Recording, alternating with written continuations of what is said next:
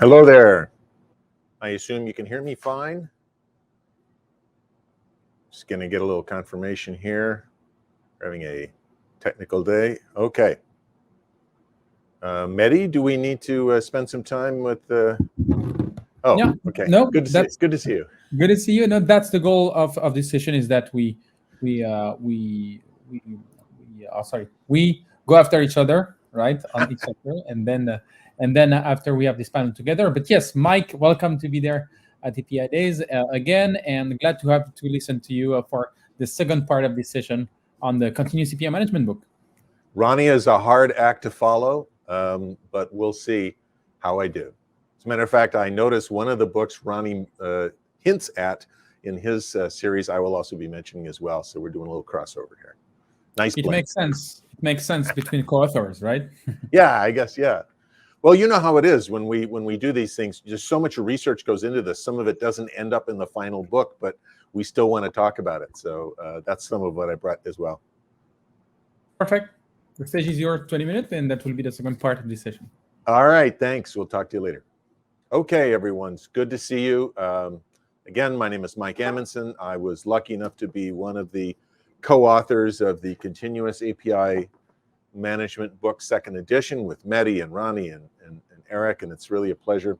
So I wanted to talk to you today about this notion of continuous API strategy. Talk about strategy sort of in the bigger sense. It's a little bit like what Ronnie was talking about in terms of thinking of governing rather than governance, right? Then I'm thinking of strategy in terms of planning your products and your platform and those other things as well.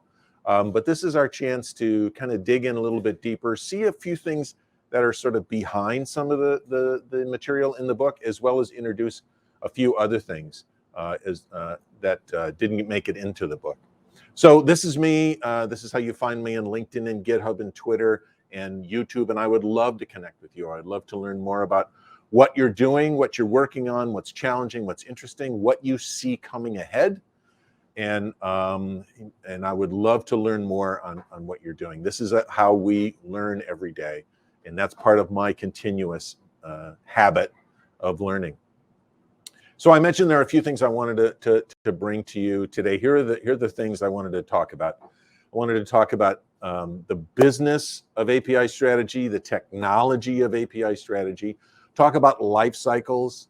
Life cycles are very, very important tools, powerful elements, powerful habits, as well as the notion of continuous improvement.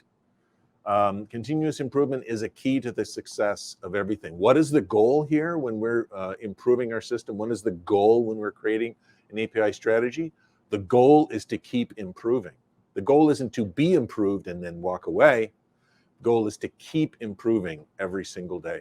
So we'll talk about that from a couple of different angles as well. All right. So there are a handful of things we need to talk. We're going to be talking about when we talk about business and technology and cycling and improvement setting. There's a lot of bits and pieces. Hopefully, this will kind of make sense as we sort of wrap through these various elements. But first, like any talk, there's a little bit of preamble here. You know, what motivated us to work on the original book in 2018 and this updated book here in 2021 is the idea that APIs are really, they've become central. They're really fundamental. They're sort of, you can say all these other memes like table stakes, you know, they're basic. They're the foundation of so many enterprises. So many organizations right now, 3/4 of the organizations surveyed in an IDC survey said that they're doing some kind of transformation. They're going through some process of rethinking what they do. This is easier for companies that deal in a lot of electronic services already. You might think of them as digital native type companies. It's a little bit more challenging for banks, other organizations where they're primarily service-based, but they would do things in person. It's super challenging for organizations that are product or manufacturer-based, because so much of their observability, so much of their inward view has been paying attention to how they manufacture, how they distribute, how they ship, and how they distribute. Well, now they need to add digitalization into all these other aspects. We have lots of companies that have been doing, computerized milling of metals and packaging and things like that before. But now we're selling online, we're distributing online, we're communicating with customers online, we're creating some kind of online experience. That's super challenging for folks. At the same time, there's this recent trend for microservices. Microservices now are almost 10 years old, but in the last 5 years in particular, they've become super powerful. 90% of the organizations in the IDC survey say they want to be doing microservices of some type. Now, that's a vast and huge topic that we won't be able to get into, but that means they're contemplating technological transformation just within their own IT organizations, which is hard enough. Business transformation on the virtual side, digital side, technological transformation on the internal side. These are huge challenges for organizations. The good news is, and this was one of the surveys that we cited in our first edition of the book, the good news is that there's a Coleman Park study that says people who focus on API management, more than just creating APIs, but managing them as products, as a platform, as a landscape, we call it. Eric Vilda will be here to talk about that.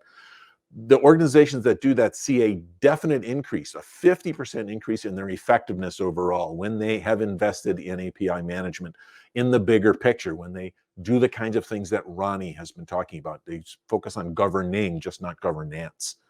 The problem, however, is even though we're able to find this, this great increase, as I mentioned before, to borrow the William Gibson phrase, the future is here, but it's not evenly distributed. Look at the difference on this slide down on the bottom in the percentage numbers. Almost 3/4 of the media and business service industry is already doing some kind of API-focused transformation. But you go all the way to the other side of that slide and you look at the manufacturing side, less than half of the manufacturing companies say that they're engaged in focusing on API, on sort of an API-led organization. That's a vast difference. That's a huge difference. Most of my experience, most of my customers, most of the people that come to me have been focused on that side of the scale for media companies and financial service companies and into retail companies. But now I'm seeing more and more healthcare and manufacturing as people coming to me asking questions. And that's a really, really good sign. But that means we have lots and lots of work to continue to do. So let's talk about these things a little bit, the business of APIs. There's a couple of things. And we're going to pull out a couple of chestnuts from the book that you probably heard before, but they're worth repeating. Clayton Christensen, author of The Innovator's Dilemma and the Innovator's Solution from Harvard, has this great line. People don't want to buy a 1/4-inch dill. They want to buy a 1/4-inch hole. That's focusing on the results. Focusing on the results is key to all of this. And for those of us who are transforming our organizations, we want to focus on the consumers, not the producers of APIs. Most of what we see at conferences, most of what we find when we talk to companies is so much focused on their task of producing an API. How do I create an API? How do I make a great API? How do I make lots of APIs? How do I change the API? How do I create a platform of APIs? That's producer side material. That's great, but that's not where the main focus can be. That's hard work, but that's not where the main focus should be. The focus should be is who is my audience? What is their pain? What do they want? What do they want to accomplish? What do they want to do? So focusing on consumers, not producers, is one of the keys to making sure that your APIs are actually doing what they need to do. Because what they need to do is solve business problems. They need to solve the problem that your customers have and that your customers came to you to solve. This is a snapshot of John Musser's really great talk about monetization and revenue and business models. I actually just pulled out the tree, which is all indirect monetization, not cash on hand, not dollar to dollar value exchange, but exchange of content, exchange of trust, internal use, syndication, all these other opportunities, all the other possibilities. APIs exist and solve lots and lots of business problems. They can solve problems directly for consumers. They can solve problems for the company that can inure to consumers down the road. But you want to be thinking about this notion of just how much you need to focus on solving a business problem. If you cannot name the business problem that this API solves, you probably have an API you don't need or you're misusing. And that's where OKRs would come into place, right? Objectives and key results tell us what this thing is for, why it exists. If you don't know what that is, if your product managers don't know what that is, if your team leads don't know what that is, if your developers don't know what that is, you're likely to be building the wrong thing. And that's one of the things that that is, one of the key elements of the story. It's not building things incorrectly, it's building the wrong thing that usually gets us. Now, one of the other things that we talk about in the book is this notion of having access to data at a sort of a fundamental level, sort of a system of record kind of approach. Being able to build products on that data, build products and services that make sense, and then offer your organization this ability to innovate in some kind of way. Now, Gartner calls this pace layering. This is the diagram from Gartner.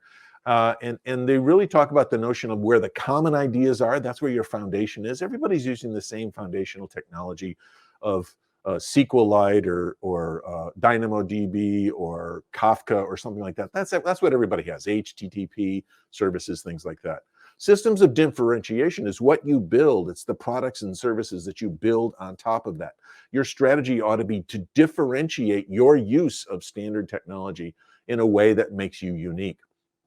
And what you have to have in your organization to advance, to get past just being an also ran or just in the pack, is innovation, systems of innovation of new ideas, making it safe, cheap, and easy for other people inside your organization to build things without having to ask permission from leadership. Ronnie talked about how important it is that you take risk. Risk aversion is really a sign that you don't have enough safety inside the organization to innovate. Innovation means making mistakes. Innovation means having misses, more misses than hits, and you need to build that in your system. So systems of record don't change very often. Systems of differentiation are your product and services that everybody knows you by. Systems of innovation are the surprising things that come out of your organization. If you don't have enough surprises, you're not innovating enough. So now let's talk about this sort of on the technology side, so the strategy for technology. We talk about this notion of thinking about APIs in several different capacities, several different ways. First of all, thinking of them as interfaces, as service interfaces. APIs are literally the gateway, the doorway to your business. It's how we describe the business to people outside the business, whether that outside is another team, or whether it's a partner, or whether it's some third-party developer that you've signed a contract with, or maybe somebody you've never even met. So the interface is really the face of the company. If you think of it from a product sense, it's the packaging and marketing side. So the interface is super important. But the interface is not the implementation. So the interface of a service, the interface of solving somebody's problem and creating that quarter-inch hole, to use Clayton Christensen's idea, that's one thing, but implementing it, how do you build the drill? How do you build the product? How do you make that product unique? Remember, now we're in that middle zone, in that product zone. This is the differentiation space. It does not matter what language you use. It doesn't matter what technology specifically you're using, whether you're using Node or Java or C# or any of these things. What matters is that you're doing the implementation. You're actually creating that differentiation, that product that people can see. Famously, Ronnie mentioned Bezos. One of Bezos' mandate stories was he doesn't care about the technology you use. It doesn't matter as long as you're solving the problem. So that's the implementation strategy. You need an implementation strategy that's focused on solving the problem. Lastly, we talk about instance. Instance is actually the running version of that implementation. So I've got an interface that tells me what problem I'm solving.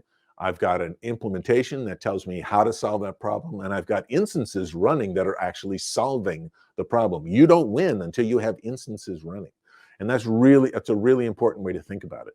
Instances are the very thing that you really get, and that's when the rubber hits the road. Now, typically, we think of implementation as the code, but the code is not just the only implementation. A great example of implementation is the description, the actual definition. So whether it's open API or async API or schema definition language for protobuf or schema definition language for GraphQL or protobuf for event-driven or gRPC. The implementation is really, really key, and that description language is what you pass around to help others do their own implementations. The instances, Kubernetes and clustering and all these other things, DevOps and all those kinds of things are your technology strategy for instances. You need a very rich technology strategy as well. Most organizations we deal with are pretty good at these two things. They understand what it takes to get something up and running. They understand what it takes to define it in a way that others can build. The challenge that I see going forward is focusing on these interfaces. Right now, we don't do a lot of interface design. We do a lot of specific implementation design. What's an interface design? What's the difference between interface and implementation? Interface is abstract. An interface design works no matter what the technology is. James Higginbotham in his upcoming book about web API design talks about the notion of an API profile as the last design step before you do an implementation. So what we see going forward are people are spending more and more time on this notion of interface design, in designing interfaces in ways that give them the power to make change over time. So this is a really important element in the story. I want to talk about life cycles. We've talked about life cycles on a couple of different times. One of the key elements we talk about in the book is the life cycle of a single API. An API gets created because somebody wants to solve a problem. It gets published. That's when that first instance appears. It realizes its value. That's when it meets its OKR and KPI objectives, and it actually solves the problem it was supposed to solve. Not a lot of APIs do that. A lot of APIs never quite solve the problem they were meant to solve. Sometimes they solve another one, which is great, but often they just don't meet the criteria. They don't reduce the wait time long enough. They don't scale to the level we need. They don't actually solve the customer's problem. What do we do then? We get rid of them if they don't realize it.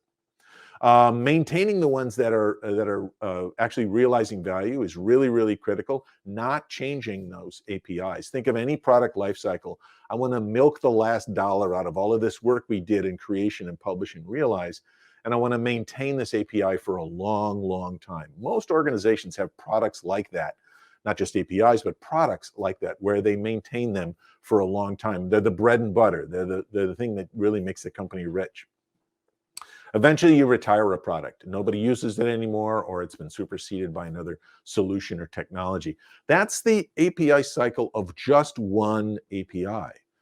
And there's lots going on in that one API. Well, this is one of the things that we talk about in the book. In all the stages of create and publish and realize and maintain and retire, we have all these tasks we need to do, what we call the pillars of an API. Strategy and design and deployment and development and documentation, all those kinds of things. And you apply them differently through the life cycle. And that's an important thing to keep in mind as well. As we get into the maintenance and retiring phases, we pull back on resources that we invest in this API.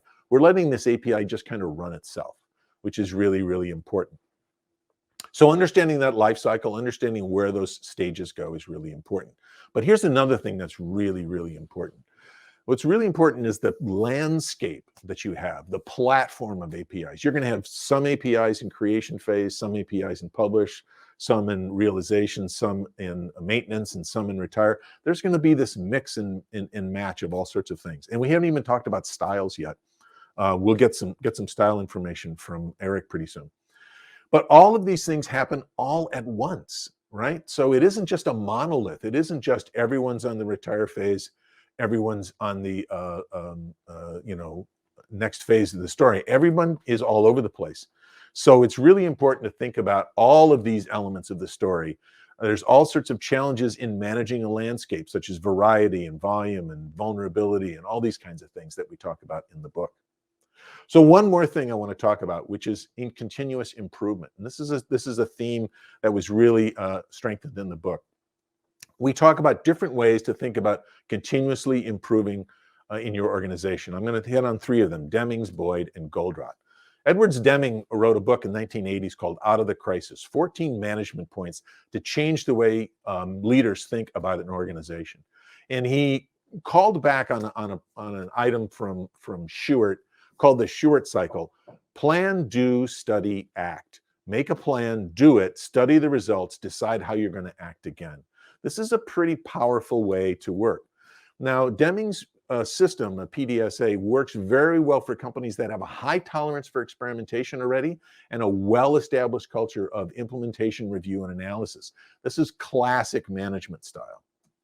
Now, something that's become very, very popular in the last several years is from a fighter pilot by the name of Boyd, Lieutenant Boyd, and it's called the Observe, Orient, Decide, and Act loop. It's this idea of you're constantly moving, you're constantly challenging. It was come from a fighter pilot who was trying to teach pilots how to sort of live in the zone. The OODA is for making very fast decisions in a very competitive market, and it's actually designed to befuddle your competitor. So this is a very aggressive, and this is from the military, right? So law enforcement uses this, the military uses this, and it's also come into business as well. This makes sense if you need to get ahead, if you've been falling behind, if you need to get ahead of competition, and you're paying attention to a lot of feedback. You have a lot of feedback.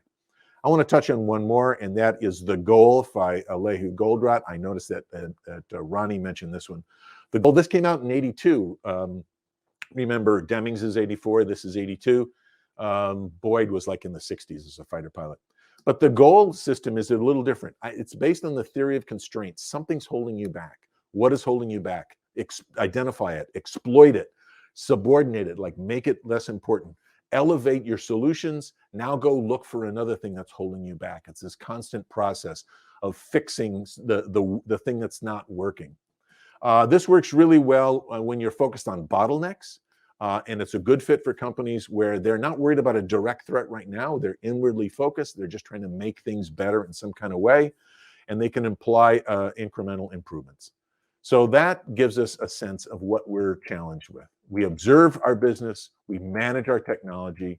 Let's attend to the life cycles we have and figure out how we want to tackle continuous improvement. That's a lot to cover, and I hope this gives you some ideas.